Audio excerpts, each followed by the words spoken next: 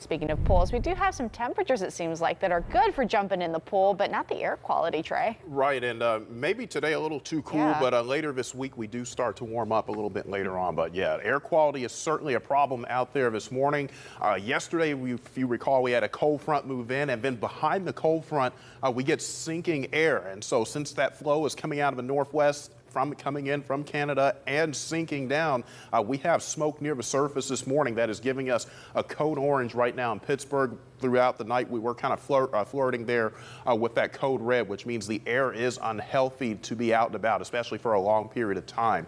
Now, we will start to get rid of some of this near surface-based smoke as we head into the afternoon and evening, and that's because of our next storm system moving in that will produce quite a bit of rain. You can see those rain chances will jump up very quickly here within the next few hours. 90 to 100% chance from mid-morning through the early afternoon. Then they'll start to taper off this evening. And notice not much of a temperature climb as well today. Only 70 degrees expected for the high temperature.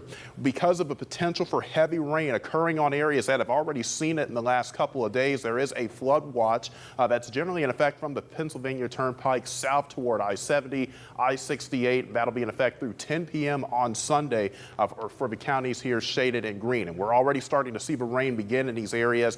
Pittsburgh downtown, south into portions of Washington County, Waynesburg getting in on some light to moderate rain, and you can see that extends over toward Connellsville and then south into portions of Preston and Monongalia counties. The rainfall rates will pick up later this afternoon as we watch this surface low move off to the north and east, generally near and just to the south of the track of this low. That's where we're expecting the heaviest amounts of rain and the potential for thunderstorms as well. You can see that showing up on our high resolution modeling here, especially as we get closer to that noon to 1 p.m. time frame. That's when we'll start to see a few thunderstorms take shape.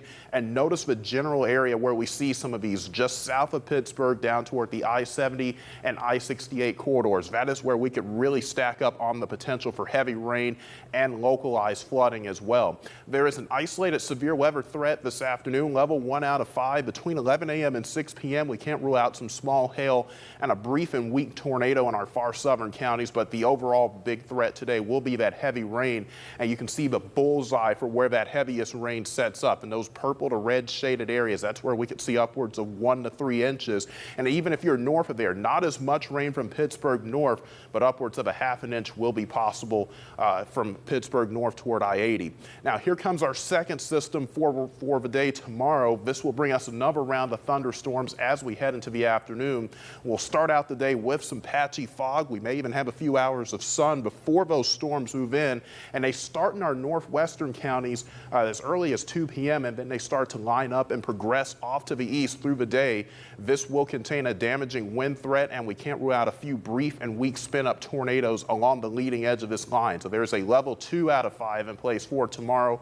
Again, the potential for hail, damaging winds, and because we're going to add on more rainfall to a very saturated ground, flash flooding will be a threat as we head into the day tomorrow as well. So 2 first alert days in effect for this heavy rain threat today, the potential for flash flooding and then severe storms tomorrow. Tuesday, we get rid of those showers in the morning, and then behind that system, you guessed it, another round of wildfire smoke will start to move in from the north and west. So that could stick with us as we head into Wednesday. Our temperatures, though, do start to warm up toward the end of the week, and that will be accompanied by low storm chances Thursday through Saturday.